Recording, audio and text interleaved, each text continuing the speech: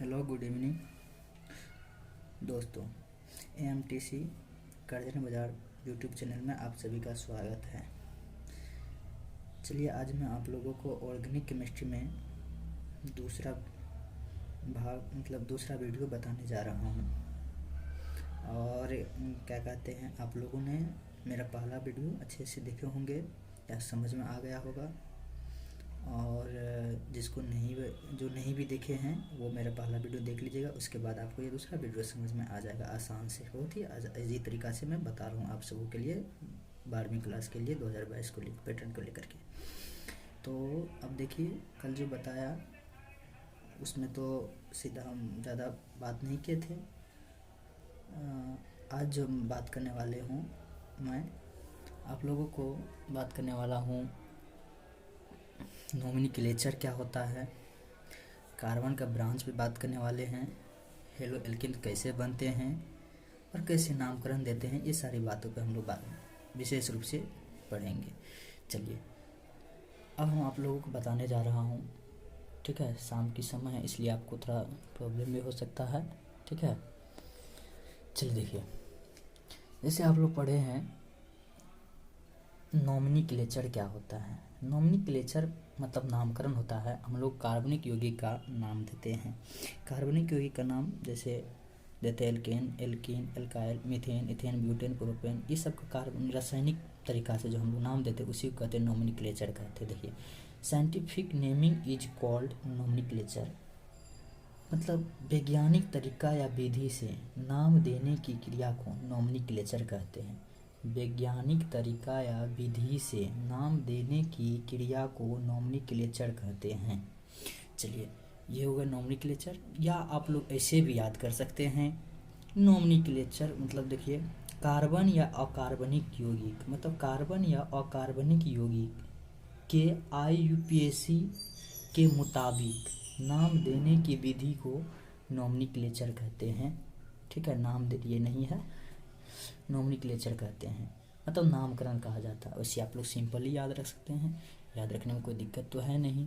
ठीक है, ये देखिए, कार्बनिक यौगिक के, ठीक ना, कार्बन या अकार्बनिक यौगिक के मुताबिक नाम देने की विधि को क्या कहते हैं, नोमेनक्लेचर कहते हैं। ये आप लोग को याद हो गया होगा। ठीक है, देखिए, जब याद हो गया है तो देखिए यहाँ पर आप लोग, आइए हम लोग इधर देखते हैं। ठीक है, चलिए, सबसे पहले आप लोग को हो सकता है कभी कोई ये इसका नाम पूछ देता है, IUPAC का नाम पूछ देगा, पूरा नाम पूछ देगा, क्या होता है, तो international union of pure applied chemistry होता है। ये आप लोग याद रख लीजिएगा। ठीक है, चलिए देखिए, इसके बाद क्या कहते हैं, हम इतना समझ गए होंगे तो आप लोग देखिए, इसके बाद आता है ब्रांच क्या होता है। ये देखिए आप लोग, ब्रांच क्या होता है। सबसे पहले ये इम्पोर्टेंट चीज़, इसको आप लोग समझ लीजिए। ठीक है, ये ज़्यादा मायने रखता है। देखिए, ब्रांच में कार्बन का है ना, ब्रांच मतलब ये हम लोग इसमें मुख्य रूप से जानेंगे कार्बन का चेन का जो होता है उसका कार्बन संख्या, जो मेन चेन में होता है कार्बन, उसके बारे में जानते हैं। यदि कार्बन की संख्या किसी भी कार्बनिक यौगिक में 1 होता है, ठीक है, यदि कार्बन की संख्या 1 होता है तो उसको कहते हैं मेथ। यदि कार्बन की संख्या 2 होता है तो उसको कहते हैं ईथ। यदि कार्बन की संख्या 3 होता है तो उसको कहते हैं प्रोप। यदि कार्बन की संख्या 4 होता है तो उसको कहते हैं ब्यूट। यदि कार्बन की संख्या 5 होता है तो उसको कहते हैं पेंट। ठीक, इसके बाद यदि कार्बन की संख्या 6 होता है तो उसको कहते हैं हेक्स। यदि कार्बन की संख्या 7 होता है तो उसको कहते हैं हेप्ट। यदि कार्बन की संख्या 8 होता है तो उसको कहेंगे ऑक्ट। यदि कार्बन की संख्या 9 होता है तो उसको कहेंगे नॉन कहेंगे। यदि कार्बन की संख्या 10 रहेगा तो उसको क्या कहेंगे, डेक कहेंगे। आप लोग मुख्य रूप से इतना याद रख लीजिए, यही काफ़ी है, इससे ज़्यादा नहीं जाता है। कभी उसको जाए वो दूर, इतना बहुत हो गया। ठीक है, कम से कम इतना आपको याद रखना पड़ेगा। ठीक है, तो आप लोग याद रखिएगा, एक लाइन में याद रखिएगा, एकदम में याद होना चाहिए सबको। ठीक है, कार्बन की संख्या 1 को क्या कहेंगे, मीथ कहेंगे। कार्बन संख्या 2 को क्या कहेंगे, ईथ कहेंगे। कार्बन संख्या 3 को क्या कहेंगे, प्रोप कहेंगे। कार्बन संख्या 4 रहेगा तो ब्यूट। कार्बन संख्या 5 रहेगा तो पेंट। कार्बन संख्या 6 रहेगा तो हेक्स। कार्बन संख्या 7 रहेगा तो हेप्ट। कार्बन संख्या 8 रहेगा तो ऑक्ट। कार्बन संख्या 9 रहेगा तो कार्बन संख्या 10 रहेगा तो डेक्ट। इसका यूज कैसे करेंगे हम लोग आगे पढ़ेंगे। ठीक है, चलिए देखिए आगे। ठीक है। इसका यूज अभी हम लोग आगे पढ़ लेंगे कैसे होता है इसका यूज, ठीक है। या इसको अभी ये हम लोग फाइंड कर, जैसे देखिए यहाँ पे किसी भी यौगिक में, ठीक है। चलिए अब देखते हैं हम लोग इसका यूज। जैसे अब मान लिए यहाँ पे ले लिए कार्बन, है ना, एल्केन का ले लिए CH4 ले लिए, CH4। इसमें देखिए इसका कार्बन कितना है, एक है, तो इसका नाम क्या हो जाएगा, मीथेन हो जाएगा, MATHA, है ना, NE। ये आगे हम पढ़ लेंगे, इसको मीथ कहेंगे। कार्बन संख्या एक है, इसका नाम क्या हो गया, मीथेन हो गया, ठीक है। अब ऐसे ही C2H6 ये हो गया, कार्बन संख्या इसमें कितना है, दो है, तो दो को क्या कहते हैं, EATHANE, इथेन, ठीक ना। देखिए ये हो गया इथेन, ये हो गया मीथेन, ये हो गया इथेन। तो कार्बन संख्या इसमें एक ही है, इसलिए इसको इथेन कहेंगे। यहाँ पे दो है, इसलिए इसको क्या कहेंगे, इसको कहेंगे इथेन कहेंगे। चलिए देखिए इतना आप समझ लिए, इतना ही। अब देखिए आगे आप इसका विशेष हम तुरंत बता रहे हैं, ठीक है। देखिए पहले आप इसको जानने से पहले ये जान लीजिए, देखिए प्रीफिक्स क्या होता है, इसको देखिए। ये prefix, primary suffix, sorry prefix नहीं, प्राइमरी सफिक्स क्या होता है इसको जान लीजिए। प्राइमरी सफिक्स देखिए, वैसे प्रत्यय जो रासायनिक बंधन की प्रकृति को बतलाता है उसे प्राइमरी सफिक्स कहते हैं। अब देखिए वैसे प्रत्यय प्रीफिक्स ना, जो रासायनिक बंधन की प्रकृति को बतलाता है उसे प्राइमरी सफिक्स कहते हैं। अब आप लोग देखते हैं रासायनिक बंधन, जैसे अब देखिए इसको केमिकल बॉन्ड, केमिकल बॉन्ड, ये हो गया केमिकल बॉन्ड। रासायनिक बंधन का मतलब केमिकल बॉन्ड। अब देखिए सिंगल बॉन्ड इज प्रेजेंट। अब इसी बात को अभी हम जो पीछे आपको ये बताए हैं, ब्रांच बताए हैं, इसी को लेकर के अभी अब हम बताने जा रहे हैं, ठीक है। अब देखिए यहाँ पर यदि सिंगल बॉन्ड रहेगा तो कैसे होगा, उपस्थिति रहेगा तो क्या होगा, यदि डबल बॉन्ड रहेगा तो क्या होगा, ट्रिपल बॉन्ड रहेगा तो क्या होगा, ठीक है। देखिए यहाँ पे यदि आप यहाँ पे देख लीजिए एक चीज़, यहाँ देखिए यदि आपको यहाँ पे देखिए, यहाँ पे इसको याद रखिएगा, वर्ड WR का मतलब पीछे आपको बताए थे वर्ड रूट, और ANE क्या होता है, और एक जुड़ता है, मतलब सिंगल बॉन्ड रहने पर WR प्लस A जुड़ता है। सिंगल बॉन्ड रहने पर WR का मतलब तो वर्ड रूट, कार्बन की संख्या, परमाणु संख्या, प्लस क्या होता है N जुड़ता है जब सिंगल बॉन्ड रहता है। तो देखिए यदि कार्बन की संख्या एक हो तो बंधन के अनुसार, किसके अनुसार, यहाँ पर हम लिख सकते हैं बॉन्ड, बॉन्ड के आधार पर, किसके आधार पर, बंधन के आधार पर, ठीक है। देखिए तो कार्बन की संख्या एक होता है तो इसमें क्या जुड़ता है, N जुड़ता है, मतलब वर्ड रूट के आगे क्या जुड़ेगा तुमको, N जुटेगा, ठीक है। अब देखिए यहाँ पे जैसे अब कार्बन संख्या एक, तो एक है तो क्या जुटेगा, N, तो क्योंकि इसके बीच में कौन बॉन्ड होगा, सिंगल बॉन्ड होगा। अब जैसे देखिए कैसे होगा सिंगल बॉन्ड, यहाँ पे ले लिए CH4 ले लिए, इसमें के कार्बन है, तो यहाँ देखिए कार्बन को क्या चाहिए, प्रत्येक कार्बन को क्या चाहिए, प्रत्येक कार्बन को एक एक हाइड्रोजन चाहिए, एक एक हाइड्रोजन, एक एक हाइड्रोजन चाहिए।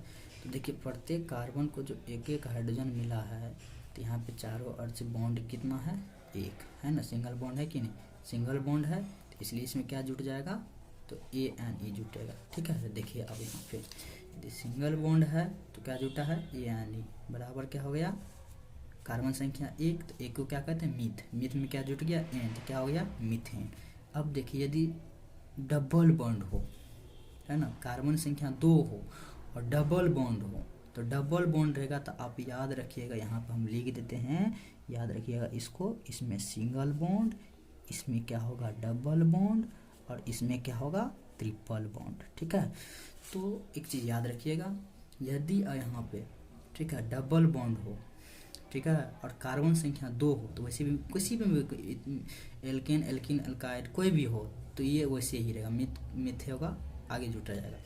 तो कार्बन संख्या दो, तो दो है तो बॉन्ड कौन होगा उसमें, डबल बॉन्ड, डबल बॉन्ड होगा तो क्या जुटेगा, इन जुटेगा। तो कार्बन संख्या दो को क्या कहते हैं, ईथ, ईथ में क्या जुटेगा, ENE, ठीक है, तो क्या हो जाएगा इथेन। इसी प्रकार से कार्बन संख्या तीन रहेगा और ट्रिपल बॉन्ड रहेगा, ठीक है, कौन बॉन्ड रहेगा, ट्रिपल बॉन्ड रहेगा, यदि ट्रिपल बॉन्ड रहेगा तो वह NE जुटेगा, ठीक है। तो कार्बन संख्या तीन को क्या कहते हैं, प्रो, ठीक। और प्लस है तो प्लस YN क्या हो गया, प्रोपेन ना पाइन। अब देखो प्रोपाइन हो गया, तो इसको एक चीज़ याद रखना कि एक शॉर्ट में याद रखने के लिए, जब सिंगल बॉन्ड हो, डबल बॉन्ड हो और ट्रिपल बॉन्ड हो, तब कार्बन संख्या कितना उससे मतलब नहीं, बॉन्ड को देखना। सिंगल बॉन्ड रहे तो ANE जुटेगा, डबल बॉन्ड रहे तो ENE जुटेगा, है ना। कुछ किस में जुटेगा, वर्ड रूट में, कार्बन के वर्ड रूट में, मतलब कार्बन में। और ट्रिपल बॉन्ड हो तो क्या जुटेगा, YN। इस बात को आप लोग याद कर लीजिएगा और नोट कर लीजिएगा बढ़िया से, ठीक है। चलिए देखिए, तो यहाँ देखिए सिंगल बॉन्ड है ना, कार्बन संख्या 1 को क्या कहते हैं, मीथ। मीथ में क्या जुटेगा, AN, क्या जाएगा, मीथेन।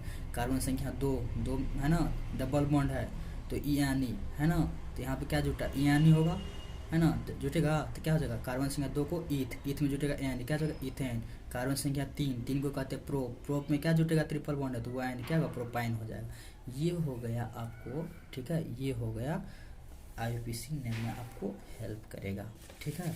अभी आपको बताए हैं तो आप यहाँ ये भी देख लीजिए, यदि हमको, ठीक ना। चलिए देखिए, ये इसके बारे में हम बात करते हैं। तो ये आप लोग जैसे एल्केन होता है, एल्कीन होता है, एल्काइन होता है। एल्केन आप लोग 10th क्लास में भी पढ़े होंगे, 11th क्लास में भी पढ़ेंगे, तो इस पे ज़्यादा बात नहीं करेंगे, ठीक है। इस पर हम विशेष रूप से बात नहीं करेंगे। इससे विशेष रूप से यदि होगा तो हम एक वीडियो आप लोग को दे देंगे। जिसको प्रॉब्लम होगा तो हमको बता देना कमेंट में कि हमको प्रॉब्लम है, तो एक वीडियो इसके लिए हम दे देंगे, एल्केन एल्काइन के लिए, जब triple bond, single bond, double bond रहे, ठीक ना, तो उसके लिए हम वीडियो दे देंगे। चलिए हम आगे बढ़ते हैं।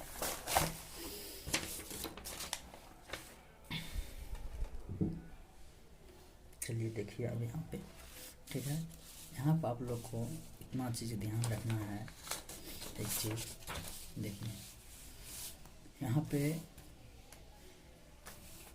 सेकेंडरी सफिक्स, ठीक है।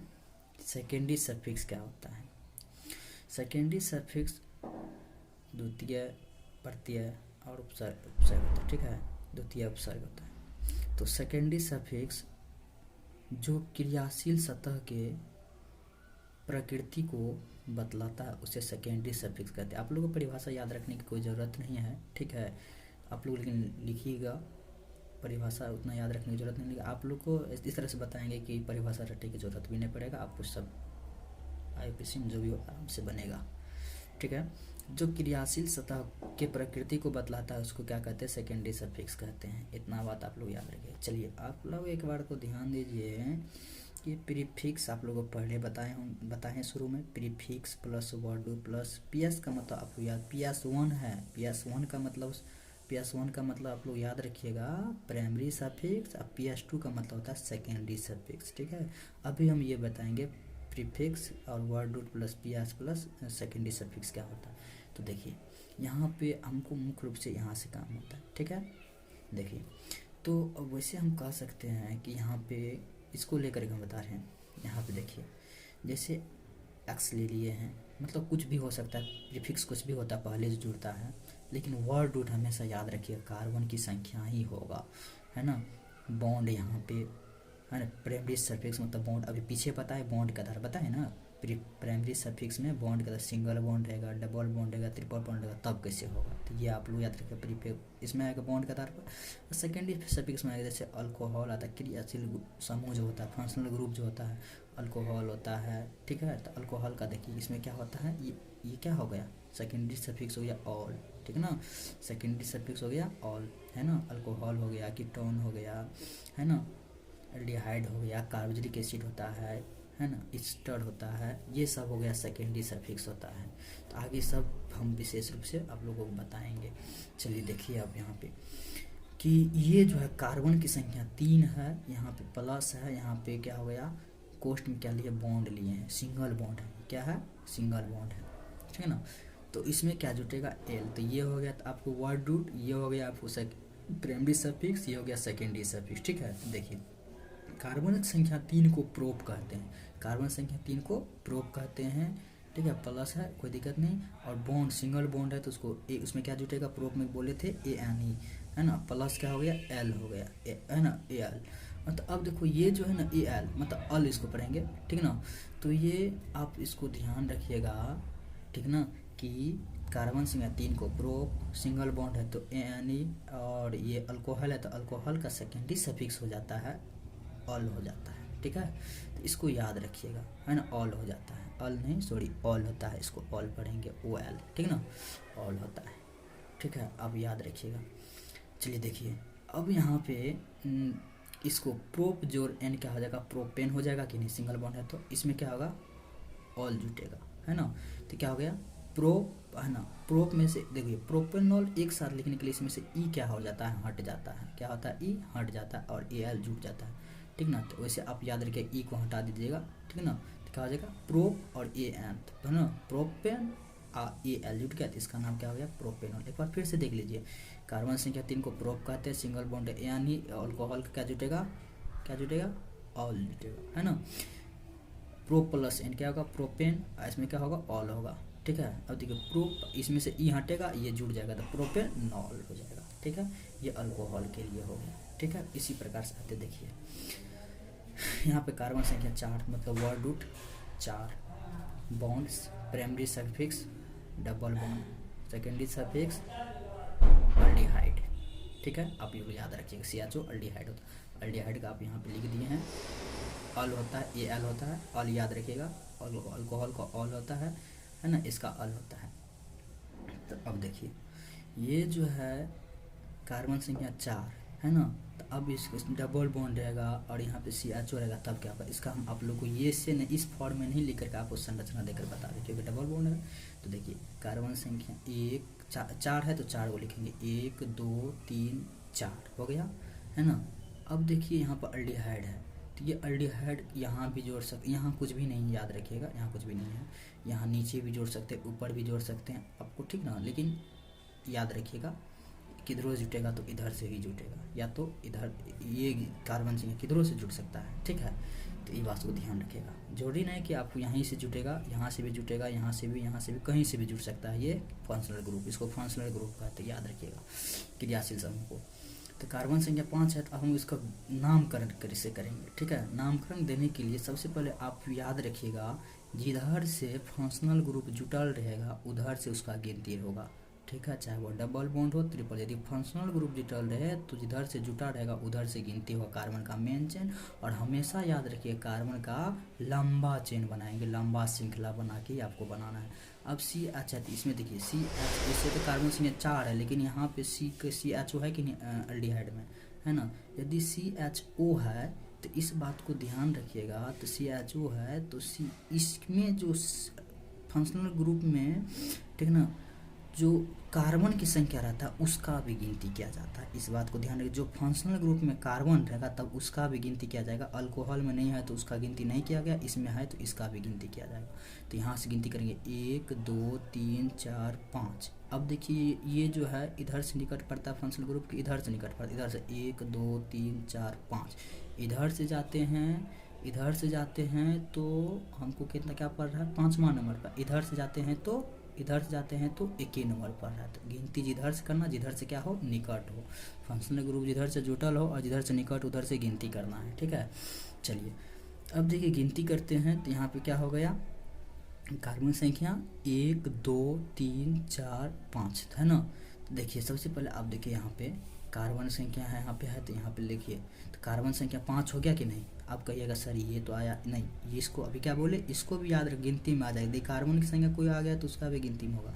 कार्बन संख्या कितना है, 5 है, तो 5 को क्या कहते हैं, पेंट कहते हैं, पेंट कहते हैं। चलिए देखिए, और इसके बाद डबल बॉन्ड है कि नहीं, इसमें डबल बॉन्ड है, डबल बॉन्ड है तो कितना नंबर डबल बॉन्ड है, 1 2, कितना नंबर पे जुड़ा हुआ है, 2 नंबर पे, कितना नंबर पे, 2 नंबर पे। तो यहाँ पे लिखेंगे 2। और कार्बन संख्या 2 है तो होता है, तो उसमें बोले थे बॉन्ड के आधार पर पीछे बोले हैं, यदि कार्बन संख्या 2 हो तो उसमें क्या जुटेगा, ई जुटेगा, क्या जुटेगा, ई। तो हो गया इन, हो गया पेंट टू इन, 2 नंबर जुटा, हो गया ना। अब देखिए इसके बाद क्या है, ये CHO अल्डिहाइड है कि नहीं, CHO मतलब वो फंक्शनल ग्रुप, तो इसका क्या होता है, अल होता है, याद रखिए क्या होता है, अल होता है। तो इसका अल होता है, तो यहाँ देखिए इसको, ठीक ना, ये जो है 1 नंबर पर जुटा है ना, 1 नंबर पे है, इसलिए क्या होगा, 1 हो जाएगा। 1 नंबर जुटा है इसलिए क्या हो जाएगा, 1 हो जाएगा। 3 नंबर जुड़ा होता है तो 3 होता है। तो यहाँ पे क्या होता है, यदि जुड़ा हुआ 1 नंबर तो 1 ऑल कर दें। या देखिए इसी को कार्बन संख्या 5, कार्बन संख्या 5, 1 2 3 4 5, पेंट कितना नंबर पे डबल बॉन्ड, 2 नंबर पे 2। अब देखिए यहाँ पे और कितना नंबर पे अल्डिहाइड, 1 नंबर पे, तो क्या हो जाएगा 2 और ई 1 को हम हटा दिए हैं तो क्या हो जाएगा, तो 1 नंबर का है तो 1 लिखते भी है, नहीं भी लिखते हैं तो 1 क्या हो जाएगा, ई इसमें से भी हट जाएगा, ई हट जाएगा तो क्या जुट जाएगा यहाँ पे, यह नहीं जुटेगा तो इसका नाम हो गया पेंटेनॉल हो गया। ठीक है, इसी प्रकार से है ना टू पेंट इन है ना नॉल हो गया, तो ऐसे भी याद रखिएगा। अब देखिए अब आप इस यहाँ पे समझ लीजिए एक चीज़ को, देखिए यदि आपको रहेगा C3 है ना, कार्बन संख्या 3 है ना, और यहाँ पे हाइड्रोजन की संख्या आपको हो जाएगा 6 है ना, इसका मतलब समझ लीजिएगा डबल बॉन्ड है। कार्बन संख्या पहले 3 1 2 3 एक जगह डबल बॉन्ड दे दिए, तो यहाँ पे इसको कितना चाहिए, 2 चाहिए हाइड्रोजन, इसको कितना चाहिए, 2 चाहिए कि नहीं, और यहाँ पे ले लेते हैं, अच्छा इसको छोड़ देते हैं, इसको छोड़ देते हैं, यहाँ पे हम देते हैं CHO, यहाँ पे दे देते हैं सिंगल बॉन्ड, यहाँ भी हाइड्रोजन होगा कि नहीं, यहाँ और यहाँ क्या होगा, हाइड्रोजन होगा। ठीक है, चलिए इसका नाम करेंगे तो गिनती करेंगे इधर से 1 2 3 4 करेंगे कि नहीं। अब 4 करेंगे तो यहाँ पर क्या हो गया, कार्बन संख्या 4 हो गया, तो 4 को क्या कहते हैं, ब्यूट है ना, कितना नंबर पे ब्यूट, 2 नंबर पे डबल है तो लिखेंगे 2, क्या लिखेंगे EN लिख दिए। इसके बाद 1 नंबर पे क्या होगा, नॉल है, अल है ना, 1 नंबर पे क्या है, अल है तो अल कर दिए। ठीक है, अब तो इसी का नाम